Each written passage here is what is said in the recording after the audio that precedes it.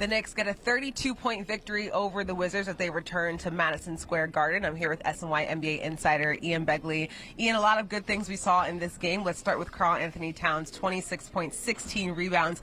It does seem like he has turned a corner since the trade deadline and is being extremely impactful for this Knicks team. What did you see from him in this game? Yeah, he was his typical self with the double-doubles, and Mike Brown really credited Towns defensively for what he did around the rim, not getting in foul trouble, verticality. And I was talking to Brown before the game about how Towns has been in general defensively, because, you know, he's much maligned on that end of the floor. Yeah. And Brown agreed with me in that the changes that the Knicks made to their defensive scheme in late January helped Towns, really helped everybody, but helped Towns kind of simplify things and be in the right position. And I think the Knicks like what they're seeing from Towns on that end right now. Karl-Anthony Towns, the defensive player of this game. Let's talk Josh Hart, 16 points, 100% from three in his return.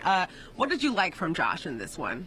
Look, when he's hitting his shots, and he's kind of hot and cold, but when he's hitting his shots like he is now, 9 straight threes, Yeah. the Knicks, it's a different offense. It opens up the floor. He's punishing opponents for sagging off of him. Opponents always leave him open, consistently leave him open. He's making them pay now, and that to me is a big key once you get to the postseason.